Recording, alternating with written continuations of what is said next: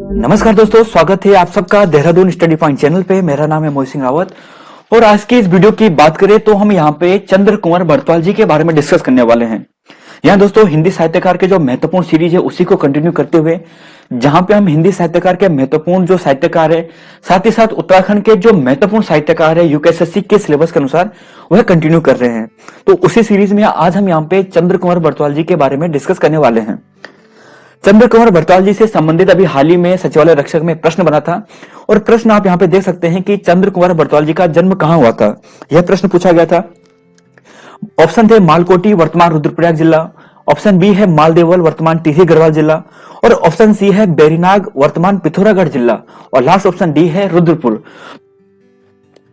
तो आप सभी इसका आंसर जानते होंगे। इसका जो सही आंसर है वह ऑप्शन नंबर ए यानी मालकोटी वर्तमान रुद्रप्रयाग जिले में स्थित है। यहाँ दोस्तों कई जगहों पे आपको जो मालकोटी जो स्थान है वह चमोली में भी दिखेगा, लेकिन यह वर्तमान में रुद्रप्रयाग जिले में है, यह भी आपको ध्यान रखना है।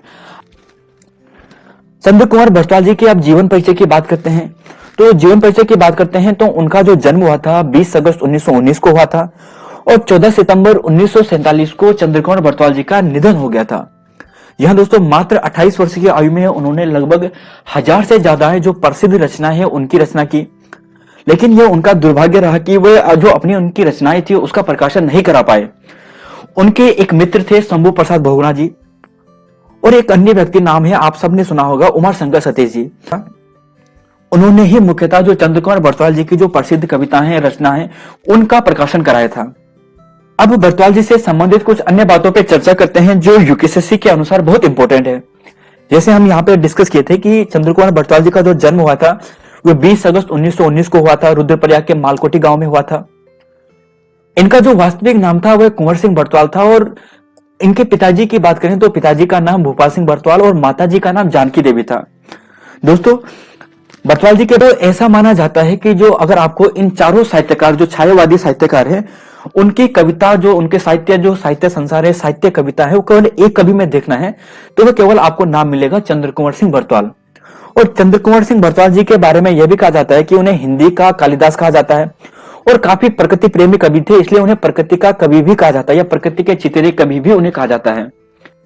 और चंद्र कुंवर बरतवाल जी से संबंधित एक महत्वपूर्ण फैक्ट है जो यूकेएसएससी पूछ सकता है कि प्रारंभ में रसिक नाम से वे रचना लिखते थे। तो कौन से कवि प्रारंभ में रसिक नाम से अपनी रचना लिखते थे? तो है चंद्र कुंवर बरतवाल जी। और जैसे कि हमने आपको पहले बताया था कि जो पंडित शंभू प्रसाद बहुगुणा जी है वह उनके परम मित्र भी थे और उन्हीं को उनकी रचनाएं उनकी कविताओं को सुव्यवस्थित करने का श्रेय जाता है, प्रकाशन कराने का जो प्रथम श्रेय जाता है उन्हीं को जाता है। इसके अलावा उमा शंकर सतीश जी भी हैं जिन्होंने उनकी बहुत सी कविताओं का प्रकाशन कराया था।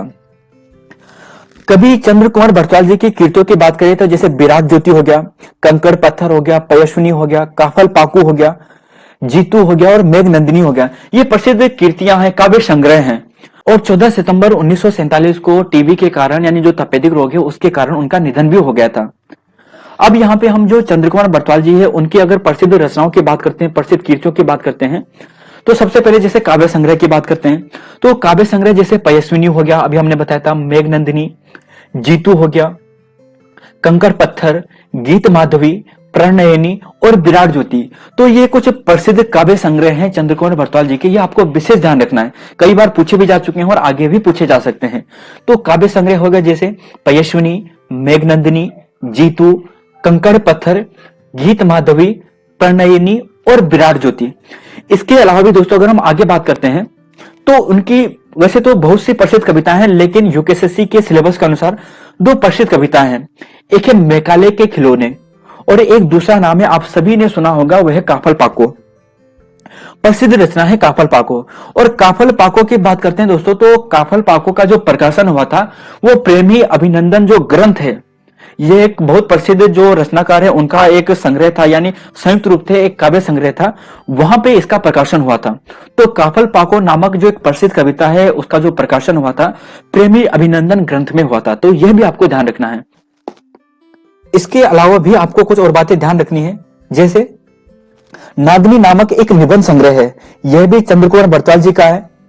इसके अलावा जो हिमंत एक कवि है, यानी आप सभी जानते हैं चंद्र कुंवर बरतवाल जी को हिमंत नाम से भी जानते हैं, तो हिमंत एक कवि है, यह शंभू प्रसाद बहुगुणा जी द्वारा लिखी पुस्तक है और यह इन्हीं पे लिखी हुई पुस्तक है, यानी इन्हीं के नाम पे रचनाएं हैं। और उमा शंकर सतीश जी द्वारा भी इनकी कविताओं का प्रकाशन कराया गया था। तो यह था दोस्तों चंद्र कुमार बड़ताल जी से संबंधित कुछ महत्वपूर्ण बातें जो एग्जाम की दृष्टि से बहुत महत्वपूर्ण हैं। तो तब तक के लिए धन्यवाद दोस्तों, मिलते हैं नई वीडियो में।